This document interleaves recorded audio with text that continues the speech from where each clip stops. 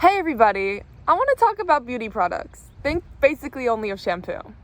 Did you know that many of your daily products contain pretty dangerous and toxic chemicals? Yep, that's right. You're absorbing carcinogens or substances that cause cancer in your products every day. Where, how, what, why, huh? Don't worry anymore, queens. I'm going to teach you all about it and show you how to minimize your exposure to these toxic chemicals. I'm going to show you all some basic chemistry first.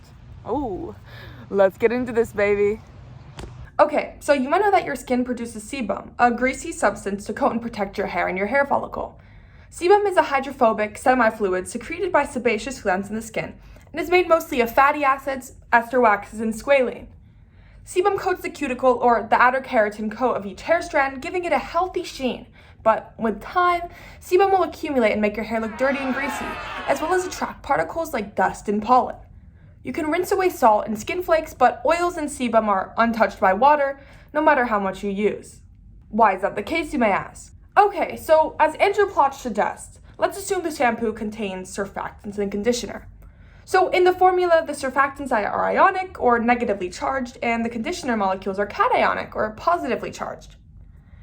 When the shampoo is applied, the anionic surfactants form a colloid, shown in the second step in this diagram by the micelles, which are amphiphilic colloidal structures or are in suspension around the sebum.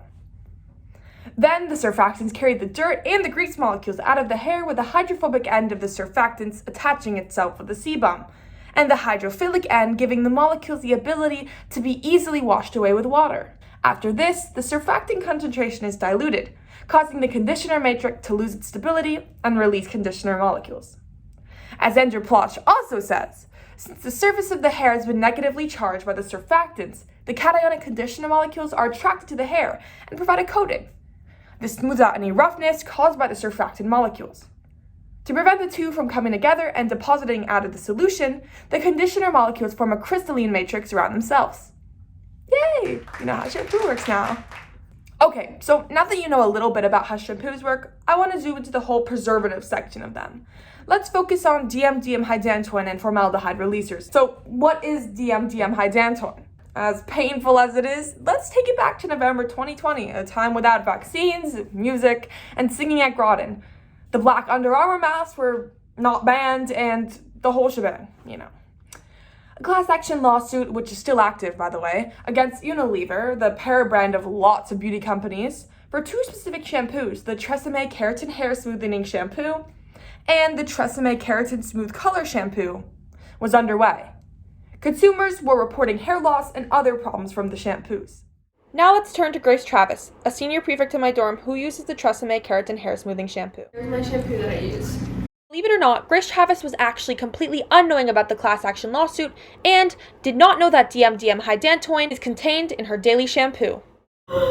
This innocent consumer was appalled to realize that her beloved shampoo was causing consumers hair loss and skin reactions, as well as unnecessarily contributing to their formaldehyde exposure. Oh my goodness, I had no idea. For real? None. No warning. Nothing. No warning. Following this interview, Grace opened up to her camera crew about a skin reaction she's been getting after her showers.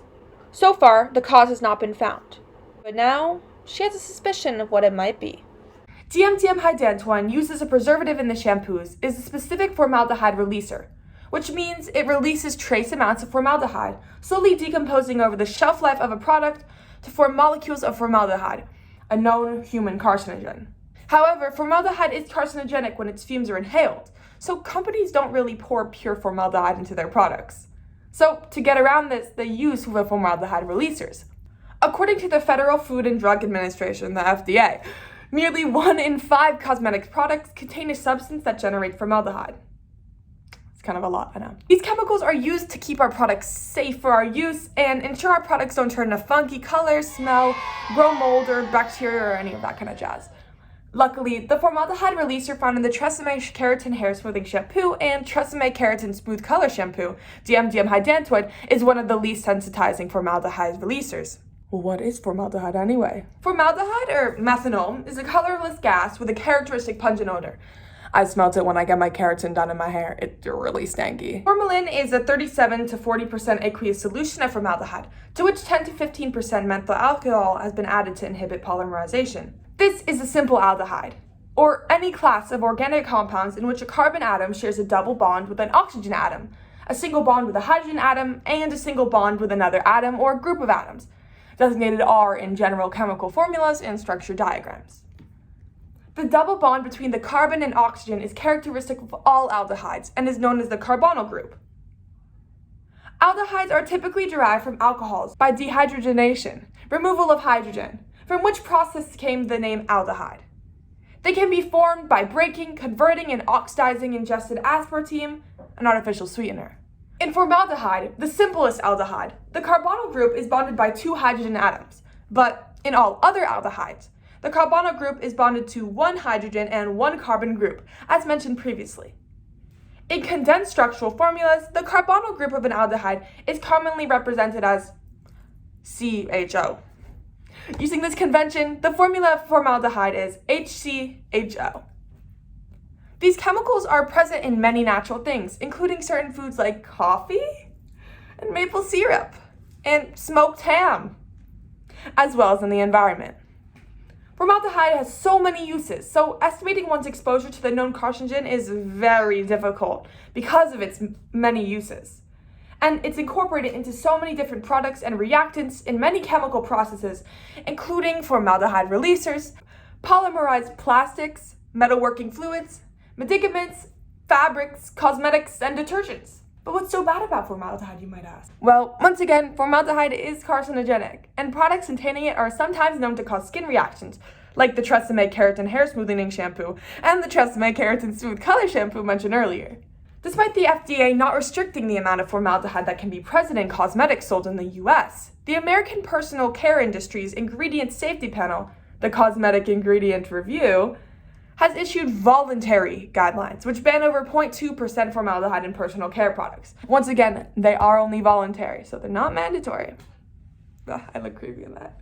Honestly, the amount of formaldehyde in shampoo is typically not enough to actually really harm you, but it can contribute to your exposure to the chemical, as well as give you significant skin problems and reactions. It can also ruin your hair. Cosmetics that contain formaldehyde are unnecessarily exposing you to the carcinogen, especially since research shows that cosmetic products can release small amounts of formaldehyde into the air for you to inhale shortly after they are applied, which is when formaldehyde is most dangerous. Instead of using these formaldehyde releasers, a formaldehyde-free, more safe preservative such as sodium benzenate could be used in place of formaldehyde releasers. Psst. Last year, even Johnson & Johnson said that they would stop using formaldehyde releasers in their products. What? That's literally Shut saying the front something. Door.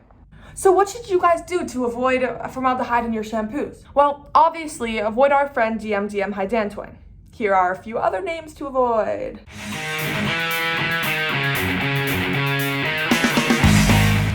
So here are also some good names for shampoo that maybe you should look into. See, I love Shea Moisture, a brand that is truly and plainly, naturally, sustainably produced goodness.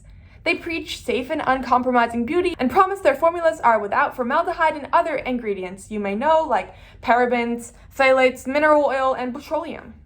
Anyway, guys, I hope that you all know just a little bit more about your shampoo and how it works and specific ingredient to avoid. Of course, the shampoo you're currently using is completely up to you, and what you use in the future is completely up to you. And I don't mean to scare any of you, truly, but just keep what I've been saying in mind. See y'all later.